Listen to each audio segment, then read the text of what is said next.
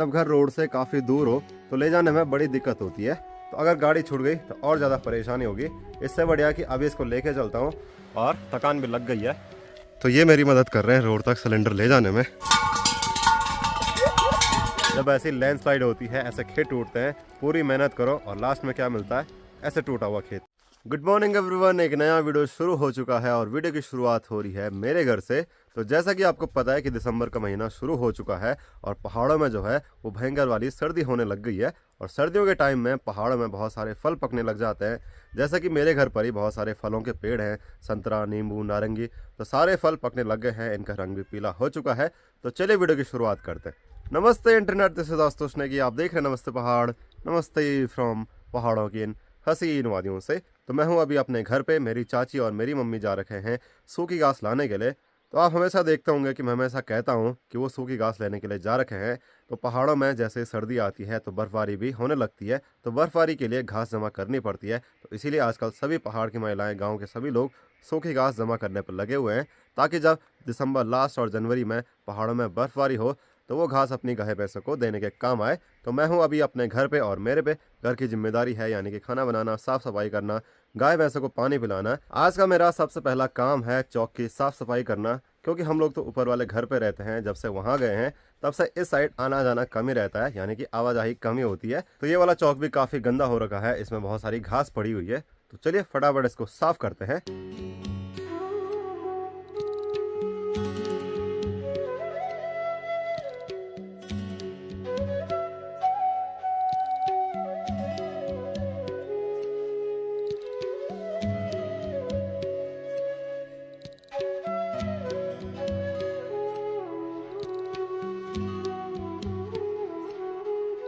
सर्दियों के समय पर पहाड़ की बिल्लियां हमेशा धूप सेकती रहती है। हमेशा बिल्लियां आपको धूप वाली जगह पर मिलेंगी।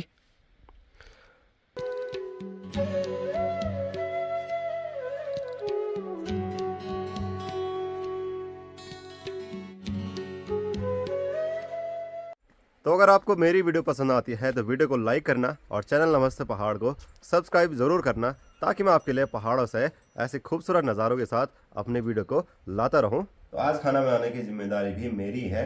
तो मैं यहाँ पर आया हूँ चूल्हे में दाल रखने के लिए। तो सबसे पहले इस कुकर की राख से लिपाई करनी पड़ेगी, ताकि ये गंदा ना हो। ऐसा तो शायद हर जगह होता होगा, जब भी चूल्हे में खाना बनता है तो बर्तनों की लिपाई करते हैं। पहाड़ों में या तो राख से लिपाई करते हैं या फिर जो लाल मिट्टी होती है उससे लिपाई करते हैं। दाल तो मैंने चूल्हे में रख दी है और हमारी बिल्ली भी चूल्हे पर आ गई है। दिन का टाइम है, फिर भी ये इतनी ज्यादा आलसी है कि इसको चूल्हे पर ही आना है।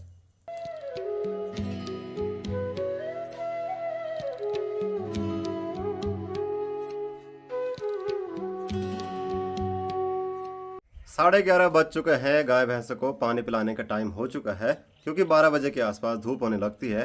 तो यहाँ पर मैंने कपड़े धोने के लिए डाल दिए हैं, तब तक मैं इनको पानी पिला देता हूँ। हमारा बैल नीचे लेट गया है, यानी कि इसको धूप होने लग गई है। और हमारा कालू भी आ गया है। ए कालू आजा। कालू की थाली में बिल्ली खाना खा रही है। अभी आसमान में मुझे आर्मी का एक हेलीकॉप्टर दिखा, और ये है चिनूक हेलीकॉप्टर, जो कि केदारनाथ में सामान पहुँचाता है। और इस पर 2 ब्लेड हैं। क्या बात है, कितना बड़ा है। और इसके अंदर पूरी जेसीबी और बड़ी बड़ी मशीनें केदारनाथ पहुंचती हैं। तो केदारनाथ में आजकल भी पुनर्निर्माण का कार्य लगा हुआ है। और ये गौचर से केदारनाथ जाता है, क्योंकि गौचर में ही बड़ा रनवे है और ठीक ये गौचर की तरफ जा रहा है। तो यहाँ पर फ़ायदा हुआ है S23 अल्ट्रा के जूम का। 12:30 बज चुके हैं। यहाँ पर मैं बैल और भैंस को पानी देने लग गया हूँ। तो यहाँ बाथरूम से पानी लाना है और इनको पिलाना है। दिन के टाइम हवा भी चलने लग गई है। और ये देखिए हमारी पालक इतनी बड़ी हो गई है, थोड़ी सी हमने यहाँ से निकाल भी दी है सब्जी बनाने के लिए। तो चलो, इसमें पानी डालने का फ़ायदा तो हुआ, पालक इतनी बड़ी हो गई है।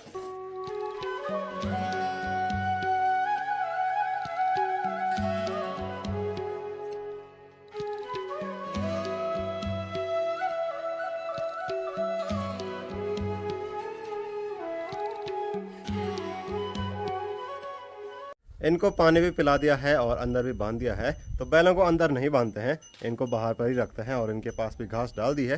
तो चलिए अब अपने खाने की व्यवस्था करते हैं, खाना बनाते हैं। बैलों को मैंने घास डाली और हमारी बिल्ली भी आने लग गई है। बिल्ली, क्या तुझे भी घास चाहिए है?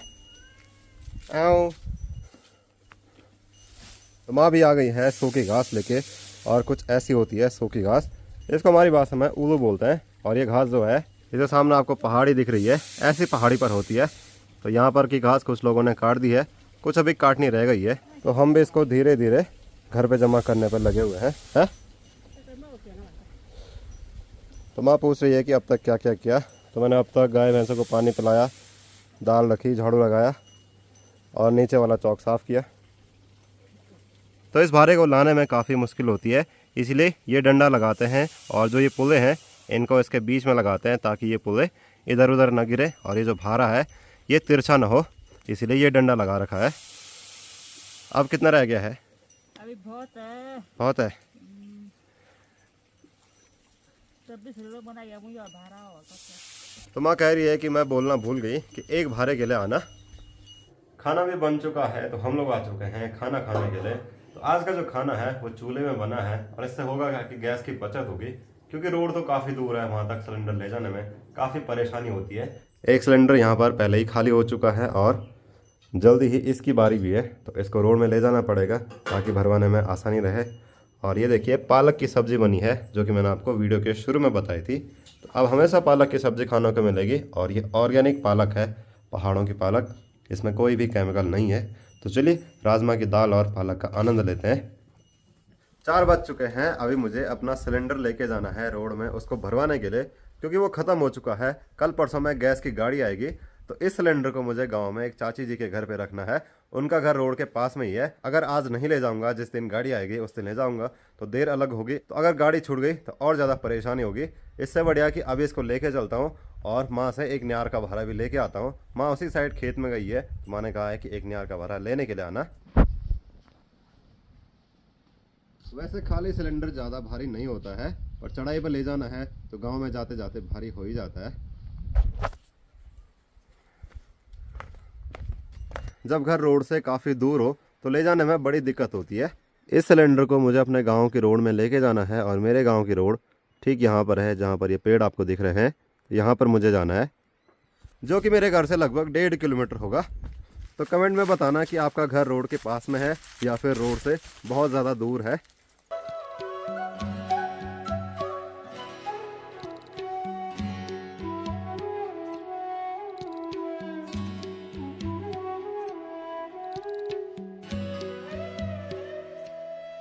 और 4 बजे के आसपास धूप भी छिपने लग जाती है। सामने की साइड से तो अंधेरा होने लग गया है। मेरे घर की धूप लगभग 4:15 बजे छिप जाती है, और गांव की जो धूप है वो 4:30 बजे तक रहती है।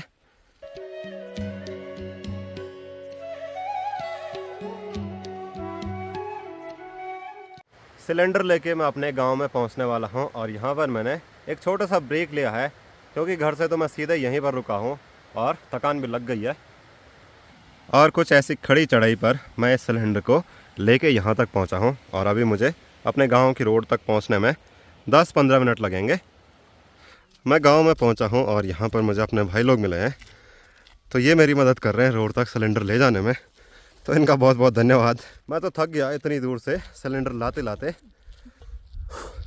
और मैं गाँव में पहुँच गया और मेरे घर की धूप छिप गई है।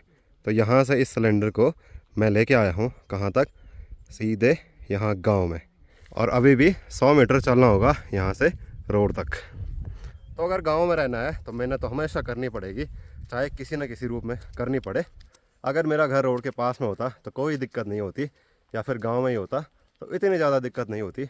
पर मेरा घर तो है काफ़ी ज़्यादा दूर, इसीलिए इतनी ज़्यादा दिक्कत होती है सिलेंडर ले जाने में भी और घर वापस लेने में भी।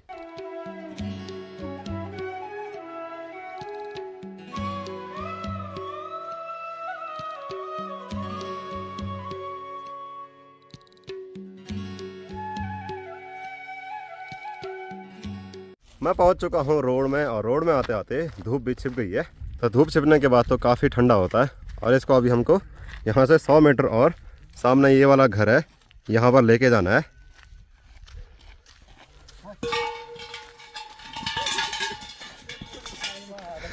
इसको हम ऐसे लुढ़का के लेके जाएंगे।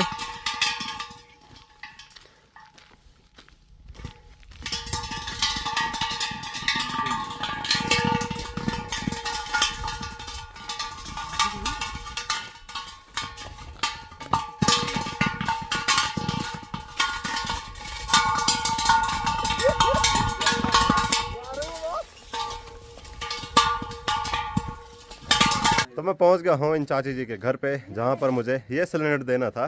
तो ये मैंने दे दिया है। तो अब जब भी गैस की गाड़ी आएगी तो ये भरवा देंगे, क्योंकि इनके घर के तो सामने सीधे रोड ही है। तो ऐसा होना चाहिए, घर रोड के सीधे पास में ही घर हो। तो ठीक है चाची जी, जब भी गैस की गाड़ी आएगी आप इसे भरवा देना है, ठीक है? ओके। तो देखो धूप भी छिप के ऊपर पहाड़ों पर चली गई है। इसके बाद मुझे घास के भारे के लिए जाना है। और कहाँ पर जाना है? गांव के नीचे जो खेत हैं जहाँ पर टूट रहा है, ये टूटा हुआ है, तो यहाँ पर मेरी माँ गई हुई है और एक भारा माँ ने लगा दिया है और देख रही है शायद। तो चलिए अब घर की तरफ चलते हैं, क्योंकि धूप भी छिप गई है और ठंडा भी होने लग गया है। तो फटाफट वो घास का भारा लेके घर चलते हैं। सर्दियों के टाइम पर खेत खाली हो जाते हैं और यहाँ पर बच्चे क्रिकेट खेलने लगते हैं। काफ़ी अच्छा लगा इनको क्रिकेट खेलते हुए देख के, क्योंकि आजकल तो बच्चे फ़ोन पे ही लगे रहते हैं, तो बाहरी एक्टिविटी भी बहुत ज़रूरी है। ये पीछे है मेरा गांव और मेरे गांव का नाम है किरजानी। तो अभी मैं सबसे नीचे की साइड आया हूँ, क्योंकि जिस खेत में मुझे जाना है वो यहाँ नीचे है। तो शाम के टाइम कुछ ऐसे नज़ारे दिखते हैं अपने गाँव के, और मुझे जाना है ठीक यहाँ पर। और यहाँ नीचे आपको टूटा हुआ दिख रहा होगा, क्योंकि बरसात के टाइम पर यहाँ पर बहुत ज़्यादा लैंडस्लाइड हुई थी और यहाँ की सारी ज़मीन बैठ गई। सामने आपको दिख रहा होगा उस साइड भी टूटा हुआ है और इस साइड भी टूटा हुआ है, इस पेड़ के ठीक नीचे। तो ये रहा भारा, यहाँ पर मेरी माँ ने इसको लगा के रखा हुआ है। और मेरा घर है यहाँ पर, तो मुझे ठीक यहाँ से पुराने वाले रास्ते जाना है, नहीं तो मुझे एक बार गांव आना पड़ेगा। तो वापस ऊपर आने में बहुत टाइम लग जाएगा, तो इसीलिए कि नीचे के रास्ते चला जाऊँगा। मेरे गांव की इस जगह का नाम है घोड़ी। यहाँ का आधा न्यार मेरी माँ ने काट दिया है, आधा काटना बाकी रह गया है। और यहाँ कुछ ऐसे सीन्स हैं, ओ तेरी, ये देखो पूरा खेत कैसे टूटा हुआ है। सामने भी खेत में दरारें पड़ी हुई है और यहाँ के नीचे की ज़मीन पूरी टूटी हुई है, पूरी लैंडस्लाइड हो रखी है। और यहाँ पर आपको धार दिख रही होगी, पर ये धार नहीं है, इसके नीचे सीधे गहरी खाई है। और इसके ठीक 100 मीटर ऊपर मेरा गांव है। तो बरसात में मेरे गांव के लिए काफ़ी खतरा हो जाता है। तो यहाँ से ठीक सामने मेरा घर दिखता है और मेरे घर से भी ये टूटा हुआ एकदम क्लियर दिखाई देता है। पहले हमारा ये वाला खेत यहाँ तक था, यहाँ पर बहुत सारे हमारे खेत थे, इसके नीचे भी बहुत सारे खेत थे। पर बरसात में ये ऐसा टूटा कि कुछ नहीं बच पाया, हमारा पूरा खेत चला गया। और एक नहीं 2-3 खेत थे हमारे, वो सारे चले गए। तो पहाड़ियों का दुख पहाड़ी ही जानते हैं। जब ऐसी लैंडस्लाइड होती है, ऐसे खेत टूटते हैं, पूरी मेहनत करो और लास्ट में क्या मिलता है? ऐसे टूटा हुआ खेत। और इस पर न्यार काटने के लिए भी बहुत ज़्यादा रिस्क है, सारी किनारे की दीवार टूट गई है।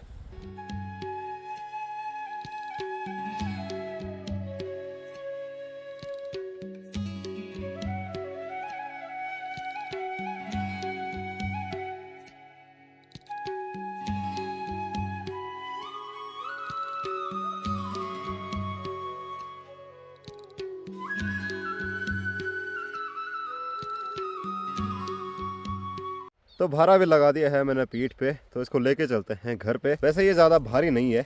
और ये है मंडवे का न्यार। तो न्यार के भारे को लेके मैं पहुंच चुका हूं अपने घर पे, और इसको हमने यहाँ छत पर स्टोर करके रखना है।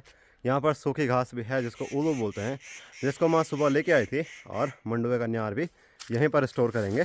कुछ को हम सोलर प्लेट के नीचे डाल देंगे ताकि वो बारिश से भीगे भी नहीं और सेफ रहे। ये सारी तैयारी हो रही है जब पहाड़ों में बर्फ़बारी होगी उस टाइम के लिए, क्योंकि जब बाहर बर्फ़बारी होगी, ठंडा होगा, तो उस टाइम घास के लिए नहीं जा सकते। तो इसीलिए पहले से ही स्टोर करके रख रहे हैं। अगर आपके यहाँ भी ऐसा होता है तो कमेंट में ज़रूर बताना। स्कूल की छुट्टी हो गई है, निकिता भी घर आ चुकी है और यहाँ पर हमने शाम के लिए दाल रख दी है, वो भी फिर से चूल्हे में, क्योंकि गैस बचाएंगे तभी तो गैस ज़्यादा चलेगा, नहीं तो ऐसा कंधे में सिलेंडर ले जाना पड़ेगा। जब पहाड़ों में लकड़ियाँ आसानी से अवेलेबल होती हैं तो लकड़ियाँ ही जलानी चाहिए। चल निकिता कॉफ़ी बना। और निकिता कॉफ़ी बना रही थी, बड़ो यार, जा जा बना ले गिलास कॉफ़ी। तो चलिए आज के वीडियो को इतना ही रखते हैं। अगर आपको आज का पूरा वीडियो पसंद आया तो वीडियो को लाइक करना और चैनल नमस्ते पहाड़ को सब्सक्राइब जरूर करना। अब तक के लिए जय गढ़वाल, जय उत्तराखंड, जय Hind. Thank you for watching.